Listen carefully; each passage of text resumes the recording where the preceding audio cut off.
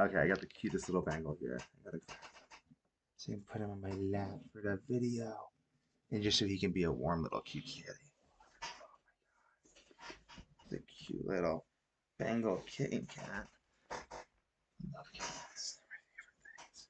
Just gotta cuddle him. I want him to sit on me and be warm. Let's see if he wants that. Okay, well, you can go and do your thing. I will make my video and take some tires, and when you realize that I am warm and that you are cute, you should sit on me. She will come over, and then we will do this. So, who would have thought that I would end up crying on this video series and integrating my shadow instead of teaching you guys about integrating your shadow? You know, it's funny how that works out. Like, Week to Warrior has been more so, and some like I feel like my process of going from Weak to Warrior and really like I don't know, going from just someone who like survives horror to someone who actually profits from it and helps other people. And while I was first building Weak to Warrior, I was working on houses that my father owns, and I was building foundations for them. I thought it was the funniest thing ever. I'm doing Weak to Warrior, and I'm working on foundations while I begin. I'm like, this is hilarious. A little angle, huh? Come here, little angle.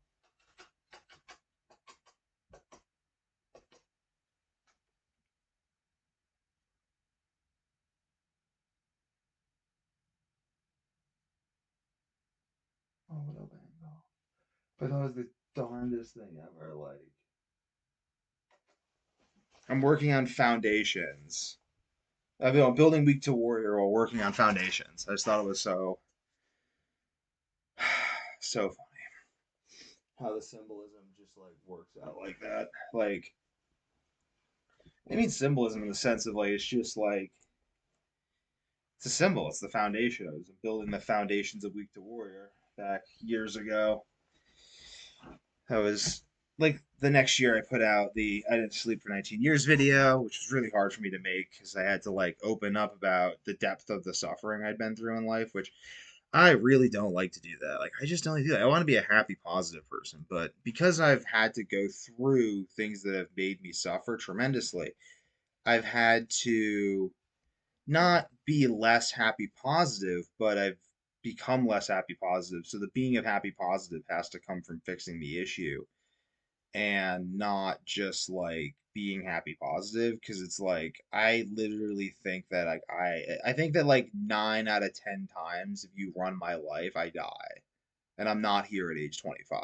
Like I really think that. I think that it was unlikely that I solved insomnia. I think that the likely thing was that insomnia led to me developing cancer and dying at a young age. I think that that was the most likely outcome. There were people in my grades in school who died of cancer. I was afraid for most of my life that I was going to be one of them, but I'm not. So thank God for that. And if you have insomnia, then your hormones have tanked because you have insomnia and all that, then definitely be sure to check out the webinar because, like, that's what it's all about fixing insomnia for people who are suffering horribly so they don't have to die.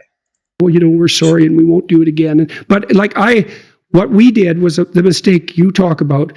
We backtracked continually trying to please them, No. and every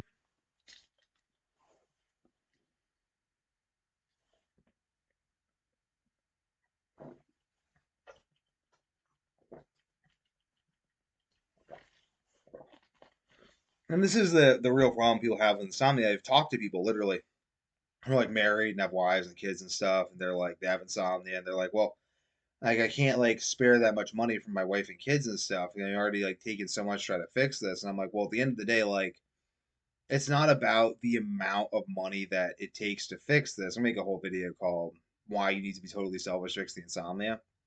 It's because you just got to do whatever it takes. Ultimately, like go attend the webinar, sign up for my course. That is going to help. A little bang on. A little bang on.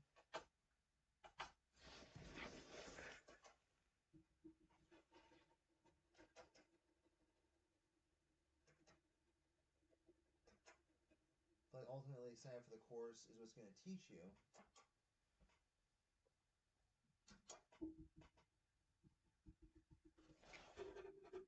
Trying to get the Bengal K to jump him on the step. Sign up for the course is what's going to teach you how to sleep. So you stop horribly suffering from insomnia. Let me see if he comes up. He's chirped this so cutely. Every time they complained, we did what they wanted because we assumed we were dealing with reasonable people, but we weren't. And the only way. Or an unreasonable situation. The thing with insomnia, this is like my parents. Like, honestly, I'm just talking about this because it's just such a sore subject for me, which means it's a sore subject for you, which means that it's going to benefit you for me to talk about it. So here we go. Like, it's like, oh, my little Bengal worm.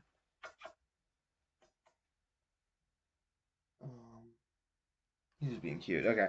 Which is going to be a sore subject for you, but basically it's just like, in some sense, like, when they've been supporting me and like I've been trying to like overcome health issues and they've been frustrated about my abilities, they've been like, but we give you everything you ask for when you complain. And I'm like, yes, it's not that I'm unreasonable though, it's that the situation is unreasonable because fundamentally it's unreasonable that I'm still alive. Like I had an illness that had no known cure and all known treatments didn't work. And that illness affected my body's basic ability to recover and sleep and repair itself. It's unreasonable that I'm still alive. So it takes an unreasonable amount of work to keep me alive and make sure that it happens. So it's you have to integrate your dark side to be able to communicate that to people, though, because people will try to make you feel guilty about that in some sense. Like I mean, I literally like have a friend who is no longer my friend. I will no longer speak to this person because of the things that he said to me while I was building this company about his perceptions of my failings as a human being. And I just like he revealed to me by doing so that he was not my friend. Cause like what he was really doing was just kicking a man when a man was down. The man was trying to bring other people up with him. Well, he basically vied for his basic survival at others' expense while doing nothing for anyone other than himself. So, I don't know. You gotta be aware of your dark side, though. People will try to take like that will try to take advantage of you. Way to stop them was with a show of force. It was like, you want to be malevolent? You want to play that game? It's like, okay, no problem. But, you know, there's one simple vision hack anyone can use to improve vision, so you can say goodbye to your optometrist for good. When things went more. Improve your diet, get outside, look at the sun. That is all going to improve your vision. So I gotta let this cat out. He's a little kitty who wants to go free.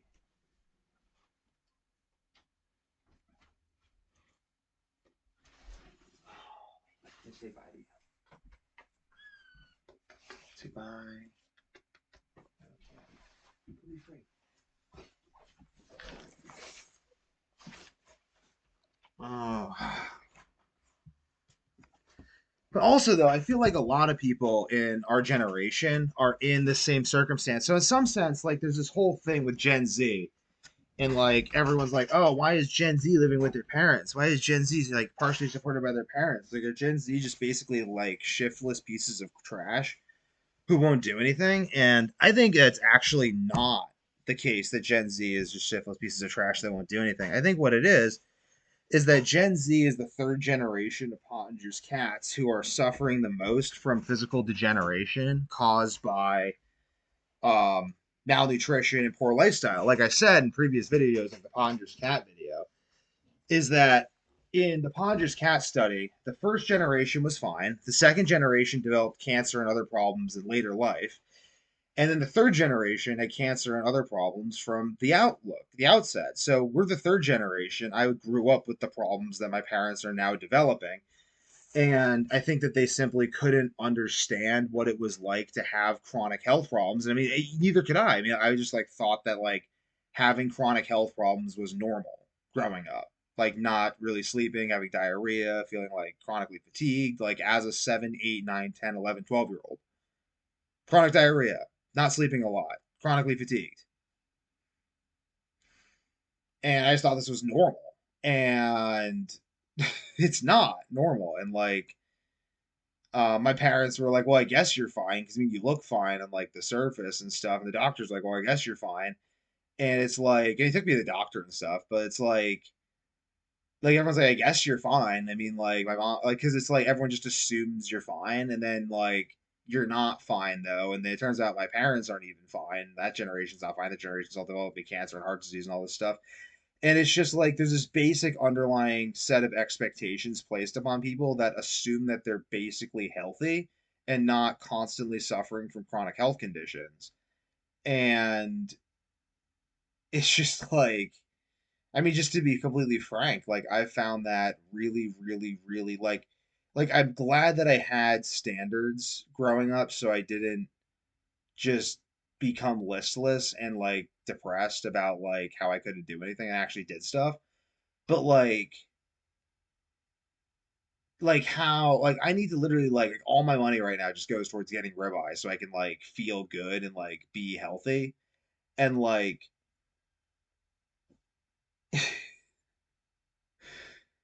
yeah, it's just even my parents they're like why do you like because I like don't have as much money as I would if I didn't spend all my money on ribeye. They're like why do you spend all your money on ribeye? And I'm like because if I don't I feel like I'm dying constantly.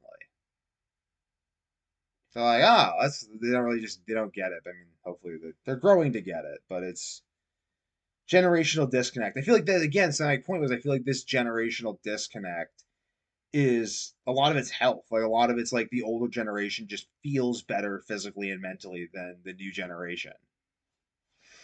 More smoothly after that. And that's a good example of, well, paying attention to those fantasies, because I thought I better like deal with this straightforwardly. Otherwise, I'm likely to do something stupid. Right.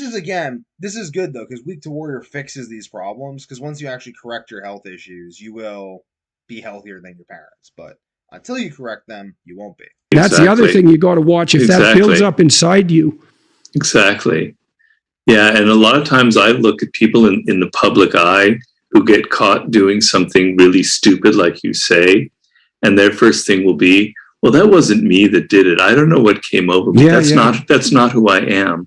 But that is exactly something Andrew Tate said really well was if you catch someone doing something, they're like, "Oh, it was just this once." It's like it's not because the odds of actually catching someone are really slim.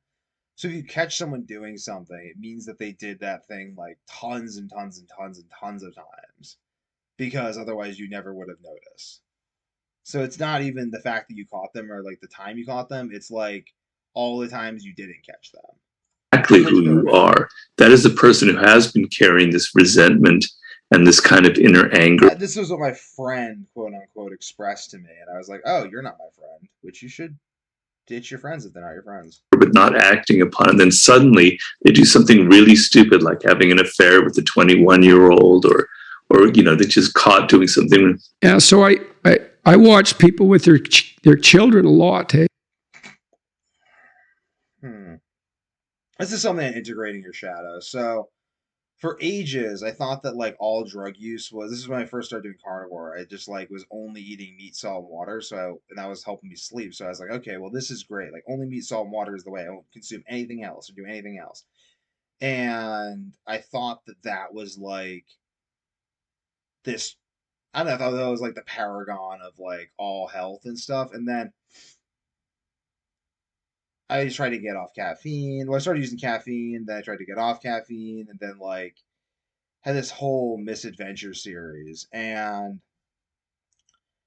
in the end, what I realized is that all these things are ultimately tools that are meant to fuel an ultimate objection, like caffeine, no caffeine, weed, no weed, alcohol, no alcohol. Like it's really like Adderall, no Adderall, meat, no meat, liver, no liver, vegetable. Like it's all like how are you incorporating these things into your life in order to serve the bettering of your health by increasing the function of your health system, such as metabolism, digestion, gut bacterial health, insulin sensitivity, muscular tone, and cardiovascular fitness.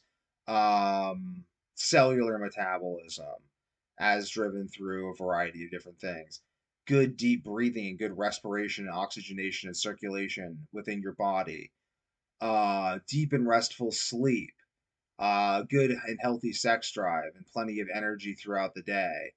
The absence of pain. By monitoring these things, creating systems to maximize these things, we will improve our health. And caffeine, green tea, weed, even. I mean, like, just get very, very, very, very, very high quality stuff and use it very intelligently. Like, don't, like, for instance, like, I use a vaporizer for a mix of THC and CBD because this enables my brain to work well in a way that it would not if I like burned the herb, for instance. That's just the way my brain works. And I don't even use it all the time, but like for instance, like I consumed a tainted supplement last week and I ended up having like a period of insomnia that ended up taking 3 days of sleep away. So my brain's still kind of recovering from that. And I'm just like, well, this actually makes me feel good. And I have tested being without it for months, using it like in a controlled way, and I find that actually gives me benefit. I like to consume green tea as well. Like I actually use caffeine for great benefit. Whereas I used to view all plants as bad. It's like, why did you consume tea? That's just a leaf extract. You're just extracting out all the plant defense chemicals. But it's like, actually, no, actually, there's a lot of benefit to that. And like, there's benefit to caffeine metabolically. And like, perhaps there's even benefit to cannabinoids for a variety of neuroprotective factors and whatever factors in the brain. But I tend to follow my body on this. I mean, like, it's not, I don't smoke weed all the time. I don't like continuously use it because that, I feel bad when I do that. I don't get any benefit from it at all. But like, I do use it. And like, if the whole integration of the shadow thing, like, I don't often show my use of it or really ever show my use of it on YouTube. But like, I'm just like, fuck it. Like, integrating the shadow, bitch. Whatever. This is what I do to get and perform at my best. And as the caffeine and everything hits me, as I get more hydrated, as my brain gets more and more in the zone, I go for a little bit of a walk, I come back, I focus, I get a ton of stuff done. These are the systems that work for me. And to pretend otherwise is just silly. I mean, like, I'm also working on bettering these systems constantly as well. Always trying to better the systems, always trying to deepen my meditation, on deepen my understanding of health, deepen my understanding of sleep, metabolism, diet, and all this stuff, so I can achieve benefits without whatever. I mean, ultimately, I don't want to be reliant on any chemical or drug, and I want to know the benefits of using it, the benefits of not using it, when I should use it, when I shouldn't use it. Um, there are definitely large amounts of my life I spend very sober because I don't want to smoke weed. And it's weird that I feel like I have to qualify this, but like we live in such a drug obsessed society in some sense that there's like it's like you're either a stoner who's like always you worship weed or you like believe that it should be illegal. And most of the people I run into at dispensaries are very, very wealthy, successful people, and I think a lot of people, especially the wealthy and successful, think schizophrenically about marijuana, where they all actually do it. They don't really think it's a problem, but they think it's a problem, even though they actually don't really think it's a problem. It's just this odd thing that they're at odds with themselves about because culture, man. I mean, there's a debate. There's a real debate about it, but I think that ultimately we have to keep all things in perspective. Like, people are taking tons of anti-anxiety drugs. Okay, like would marijuana be better? I mean, also I think that marijuana, most of the forms people consume it is probably you got to be like smart about it, like high quality stuff, no contamination. You can also expose yourself to a lot of heavy metals through weed, so you want to like do lots of green tea to prevent a absorption. Lots of chlorella and stuff and detox protocols in order to get rid of the stuff from your body, but ultimately, I mean, it's like alcohol, for instance. Like you can consume alcohol and derive benefit from alcohol in certain ways. I believe. I believe that certain, like, I don't know. I really don't know. Ultimately, I just listen to my body in the end, and I document what works and I document what doesn't work, and like, I try it out. I tell people about things. People communicate with me. I do more research. It is a ongoing process, but it's a good process. And I think it's best to be upfront about what we actually do and find help. Like, I know people who I won't name who smoke weed, but they think that smoking weed is bad, even though they smoke weed themselves to manage anxiety and stress and all this stuff. And they're like, no, smoking weed is bad though. And I'm like you voted for it to be legal and you smoke it, but you think it's bad. It's just, I don't know. I mean, also though, like when I wasn't doing carnivore with ribeyes and I was like eating carbs before like months ago, like I felt this desire to drink alcohol. Like I was drinking like wine fairly regularly because I just felt like not that great. I was sleeping well, but I didn't feel great in my body. And then I looked into more stuff, figured out more what was working for me, and ultimately listened to my body and came to what I'm doing now, which is what's best for my energy levels, metabolism, and mitochondria function. And I feel amazing doing it. And if I stop feeling amazing, I don't feel like super duper amazing 100% of the time because I don't think anyone does. But I feel pretty amazing all the time. I mean, I think like the last time I felt not great was Saturday.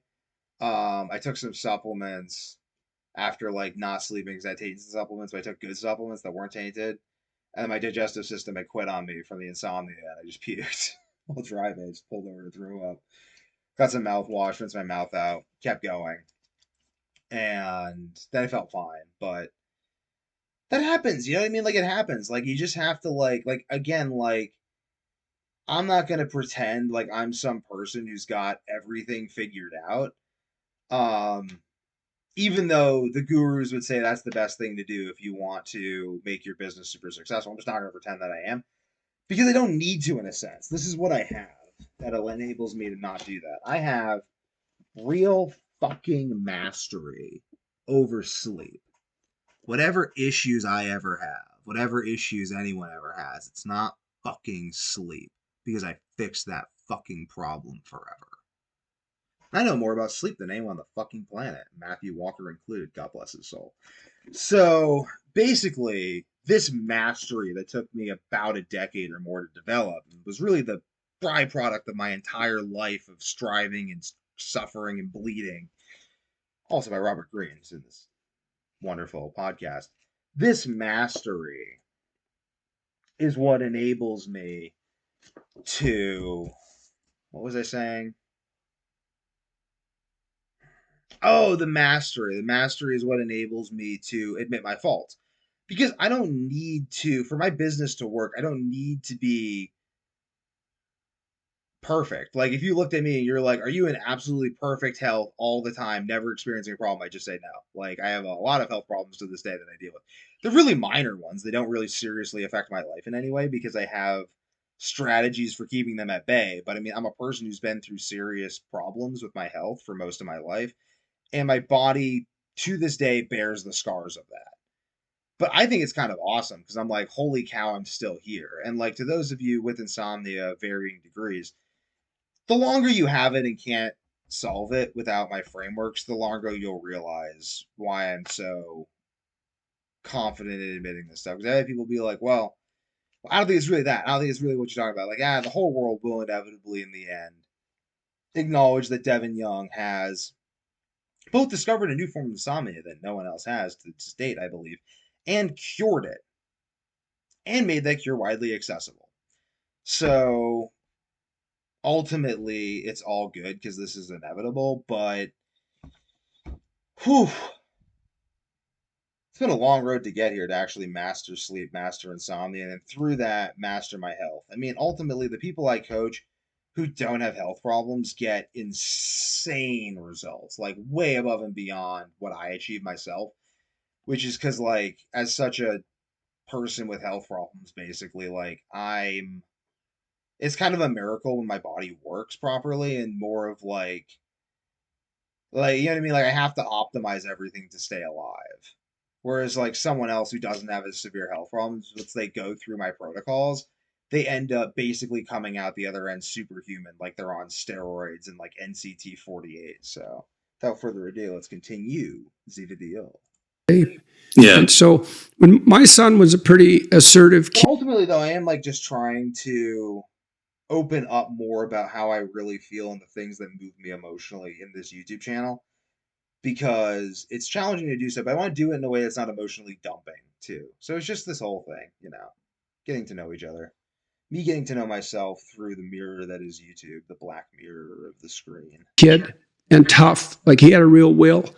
And, when he was 9 months old and started to crawl around, I taught him what no meant. And what no means is facts. Stop doing that or something you don't like will happen to you. That's what no means. Right. And so when he was 9 months, he was starting to take books off shelves. I didn't at first, but then I realized that in order to civilize them, I was going to have to whack them. I'm so gentle and so nice and so warning and consistent. But I think it's actually necessary in order for someone to understand, or at least what Peterson talks about, something that they don't like has to happen, that for them to understand no is implying violence. And get into the plants and so on, because he was starting to crawl around. And so to teach him what no meant, I just grab his leg when he wasn't doing something that I didn't want him to do. And he would squawk and bitch and complain, and I'd say, no, no, no. And I'd just hold him until he gave up, and sometimes he would cry. And the reason he was crying... I have, the utmost respect for my father. I want to, keep that very clear. Whenever I talk about my parents, I just have the utmost respect for my father. He is such an amazing man, and in some sense, it's hard for me to do this channel without talking about the complexity that is him, because of the profundity of how much he's shaped me in my life. And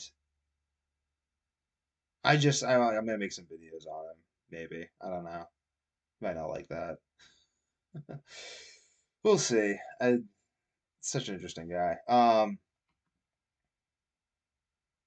literally grew up from nothing. Both his parents died. He was an orphan in the ghetto, and he became a multimillionaire and raised a family and had a very, very intriguing life, besides not just a boring desk job, but a very, very intriguing life. Right, it's because he was frustrated and angry that I was mucking about with him. It's fair enough. He wanted to go explore, and fair enough, kid, you want to explore, but you can't tear out the plant and get dirt all over the rug. And you can't go into the electrical cords, no. Right. And no. And so I had done a lot of behavioral training by that time. And by the time I did that for, say, 6 or 7 days, and soon as if I just said no, he would just stop, and sometimes he would cry. And then the week later, if I said no, he'd just stop. So it took 2 weeks, eh? Here's a really meta thought. So what I'm doing through this YouTube channel and the whole process of Week to Warrior is I'm sorting through my own thoughts about my insomnia and how it connects to all the broader facets of my life in a way that allows other people with the same sort of insomnia to connect to my journey as I integrate all these things, so that they can go through their own same journey.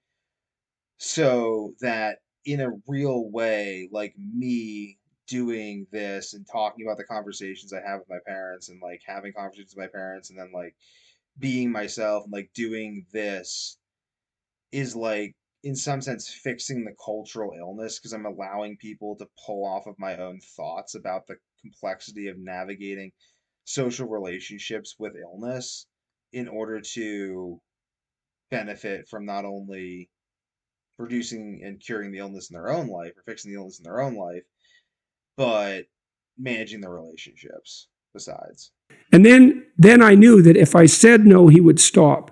And so then I could let him explore. I could give him a lot of freedom. And then I'd have people come over to my house with their 2-year-old or 3-year-old. And because they had never taught the child what no meant, they never gave, because they didn't want to impose on their freedom, let's say. They couldn't give the child any freedom at all. They had to wander around behind them all the time, because they never knew what the child was going to get into. And so then you start to hate your child, right? Because instead of having a bit of free time and just being able to say no to this kid while he's playing around on his own and giving him some freedom, you're just nonstop monitoring this child, and you're mad because you don't have a life. And we had another couple come over, and they had 2 kids that were 4 and 5, and they were just horrible. We sat down to eat. We wanted to have a conversation, and we put a basket of bread out, and the kids just grabbed the bread and they ate all the centers out of the bread. And the parents were all embarrassed about it, but they didn't do anything to stop it. And, in their minds, they thought, well, aren't we permissive and nice, and we never say no to our children? But they didn't notice that they actually hated their children, because how could you go to someone's house and you want to have a conversation? You just met them. and your children embarrass you to death, and you think you're not going to get resentful about that? Right. And you think you're not going to take, and so here's how people would take it out on their kids. So imagine that happens. Now you go home and you're pissed right off, but you're not going to let yourself know that because you're such a nice person. Then your child goes off and draws a picture. Maybe they put a lot of work into it, eh? Then they come running up to show you. And that's a real good time to give them a pat on the head and say, look, isn't that great? But you're pissed off because you were embarrassed. And so you look at it and you think, and that's all you have to do. It's like, that's not really worthy of my attention. You don't have to say anything mean. You just have to not attend in this manner. And then you got your revenge. And you think you won't do that, man. You know nothing about yourself. And you know, you read in the paper sometimes these mothers or fathers, they do something brutal to a child. And I know I know how that happens. It's like no disciplinary strategies in the house. Yeah. The kid is driving the mother or father crazy. You know, and then maybe the mother or father, they're hungover one day and maybe they just broke up with their boyfriend or girlfriend. And maybe they got, hell from their boss who's a tyrant and they haven't stood up to them. And the kid does the wrong thing at exactly the wrong time. And maybe he's actually pretty good at that by then. And it's like, out comes Satan himself. Yeah. And all hell breaks loose. It's like, I wouldn't do that. It's like, yeah, there's almost nothing you wouldn't do. You just don't know yourself very well. Yeah. Yeah. Well, the ability to set limits and to say no and to tell people that, it's not right for you to bang on my house at this hour and et cetera, et cetera, et cetera. That takes a little bit of toughness on your part. You have to be kind of willing to put yourself on the line. Maybe that person will get angry and hit you or something, or maybe the war will escalate. But you have to be willing to take that risk, because if you don't, then you set no limits and who knows what they'll end up doing.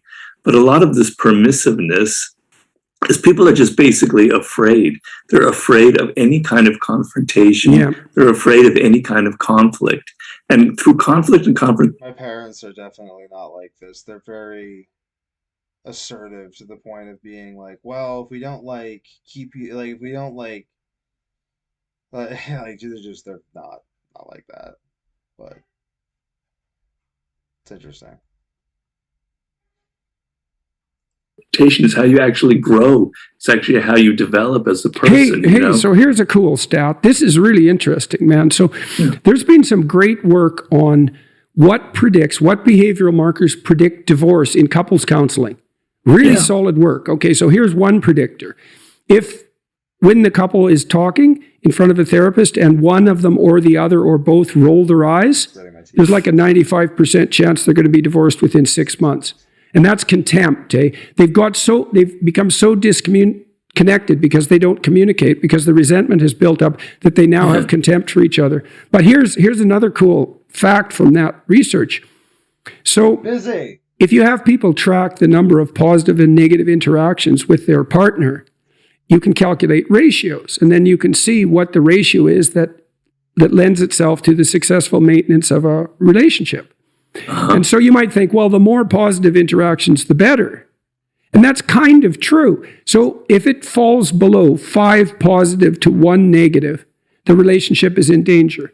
But if it rises, 5 to 1. And you can kind of see that because, negative events are more memorable and more powerful than positive ones. And so you know that if you read YouTube comments, But if it rises above 11 to 1, the relationship is also in danger. And you could imagine that what you want in a relationship is, well, you want support and love, and you want most of your interactions to be positive, but you want your partner to slap you now and then when you're being stupid.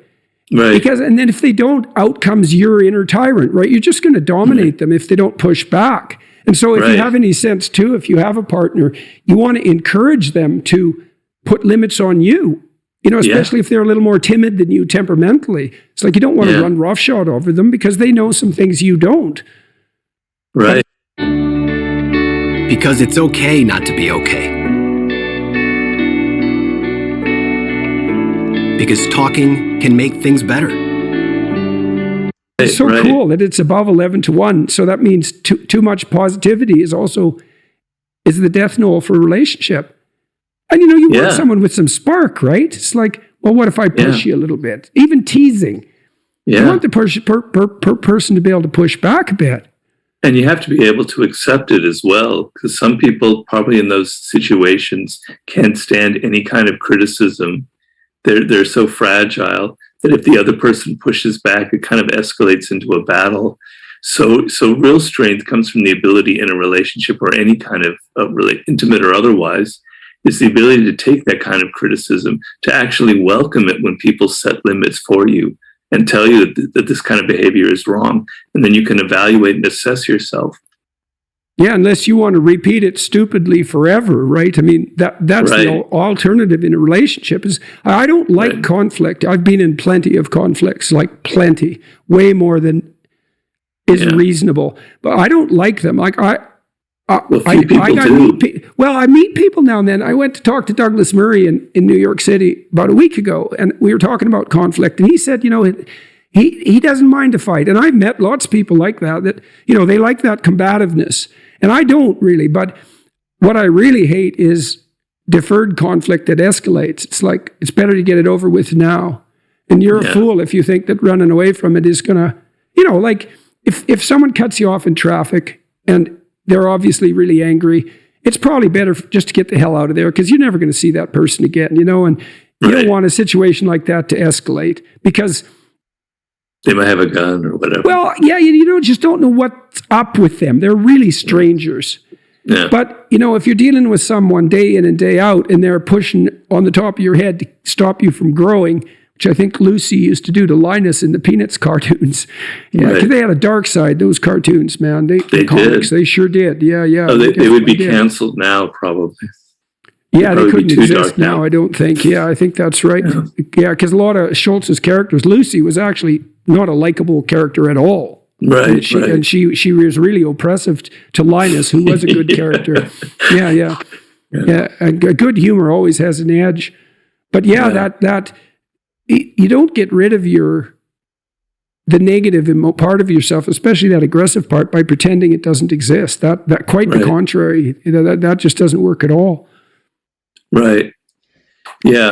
I'm sorry, you were going to say something? I was just going to ask you about your new. I wanted to ask you about working with 50 Cent and the rappers, and I wanted to ask you about your new book too. So let's start with. So how did this partnership with 50 Cent come about? Well, the book was very popular with rappers, as I said, because of the nature of the music industry. And he reached out to me. He wanted to meet me because the 48 Laws of Power was sort of his Bible, as he expressed it. So I met him in New York, kind of in the back room of this steakhouse. It was sort of like something straight out of The Godfather. I was kind of the one white guy amongst his whole group there. I was a little bit intimidated, to be honest. I didn't know what to expect because he has this reputation. Ended up, he was really nice and really interesting, actually a very kind of sweet guy, not what you expect.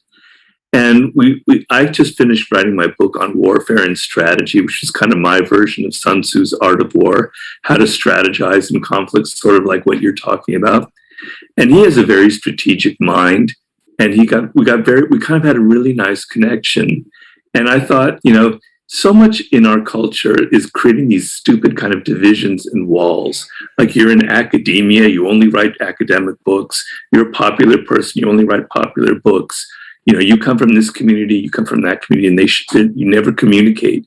And I thought it would be very interesting to write a book coming from two opposite backgrounds. Me, middle-class Jewish boy from Los Angeles, and him from Southside Queens.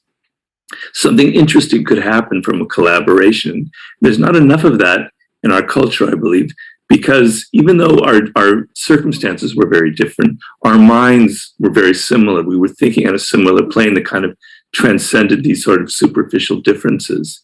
So I spent time with him, and I was trying to figure out what is the essence of his power, what makes him such a compelling figure and made him not one of those people in Southside Queens who ended up kind of spiraling downward and ending up in prison. What saved him? And I determined that the quality he had was this kind of fearlessness. And it isn't the kind of fearlessness where you go beating people up or something. It's kind of an inner strength. He had been shot when he was like 20 years old, like 9 bullets right there through a car window, one of the bullets lodged in his mouth. And he survived miraculously. And it gave him this kind of calmness, like, I have nothing to fear. I almost died. Bring it on. I don't really care. And so I observed him in meetings. I observed that kind of calmness and how he could take over a meeting, not by being super aggressive, but just by having this kind of dominant persona. And I thought there was tremendous power in this fearlessness, not being afraid to be different, not being afraid to have conflict and confrontation, not being afraid of actually of death itself, not being afraid of the reality of your situation, on and on. So the book that we formed together was kind of a meditation on 10 forms of fearlessness. And I found, I thought that I was a relatively fearless person, which in some ways I am. I seem agreeable, but I'm actually in some ways a little bit bold and adventurous. But compared to him, I realized, no, I'm actually riddled with fears. And just being around him and kind of writing the book helped me a lot in my, kind of overcome some of my own limits and some of my own fears. So that's where that book came it's out. nice to have a model like that really close by, right, to contrast yourself with. Yeah, and you can learn a lot from. So do you think that fearlessness that you saw in him, you think part of that was a consequence of that brush with death? How much of that do you think was temperamental too in him? Well, there's a kind of a reckless fearlessness that a lot of people from the hood have, which doesn't really serve them very well, and it gets them in a lot of trouble, right? He has a very kind of strategic, under control fearlessness. Hey, I got something cool to tell you about that. So I was talking to David Buss. Yes, I believe it.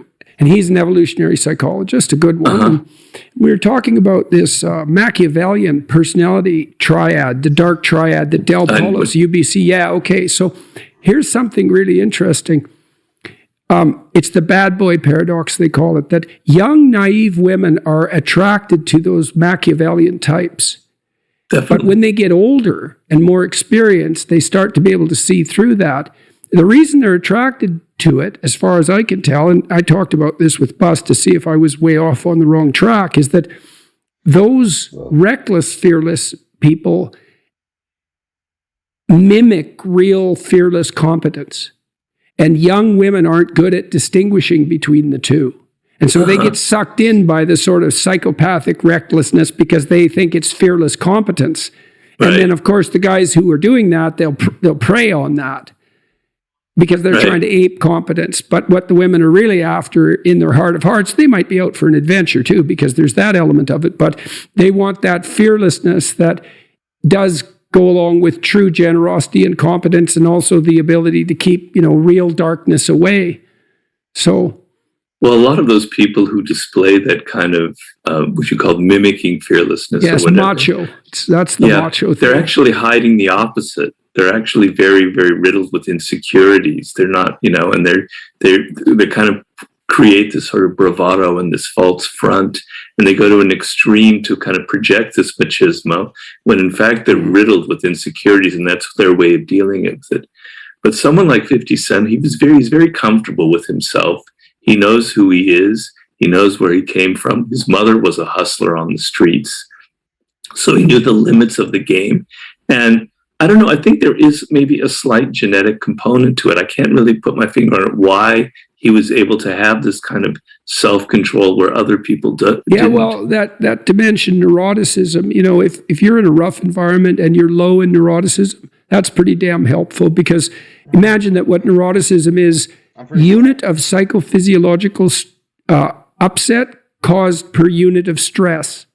Yeah. And or unit of danger. And some people overreact and some people underreact. Sometimes the overreaction saves your life.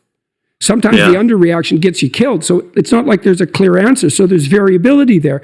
Some people are much more calm, not volatile. They don't withdraw temperamentally. And that's a more masculine temperament, by the way. Yeah, I agree. But if you're raised in a really rough environment and you happen to be emotionally stable, that's the opposite of neurotic, let's say, then you're just not going to be as affected by it. And that can be a real blessing. So, and then I'm also interested in that, you said that you channeled a lot of your shadow, let's say, into creativity. Did you see the same thing happening with 50 Cent? Oh my God, his music is incredibly aggressive, and and to an extent that's kind of violent. And I must admit, it really appeals to me. So when I was writing, why? That's cool, because it's so interesting that so many rap fans are young white guys. I know. Yeah, but that's really psychologically interesting, right? Because if they've been coddled and their ambition has been squelched and everything about them that's aggressive has been shamed out of existence, that's part of that attraction of that dark fantasy, right? And then they see that aggression manifesting itself and in a creative form in rap. It's not surprising that they're going to try to imitate that. It's part of that desire to bring that shadow out of the shadows and into the light. Well, I wasn't really, I was a little bit different in that I kind of understand, my own anger. I wasn't so much coddled, but what I really enjoyed about his music is it just seemed very real. And kind of the beat kind of catches you up in a primal sense, and kind of the aggressiveness just seems very direct and very refreshing, by the way. And you could tell, I say in my book, My head is starting to hurt, and I feel like it is just time for a nap. I had a bout of insomnia last week from a tainted supplement, so it is time to go and take a quick nap and then do my real work for today. And I will continue recording this wonderful video reaction to incorporating my shadow tomorrow. Stay tuned for more.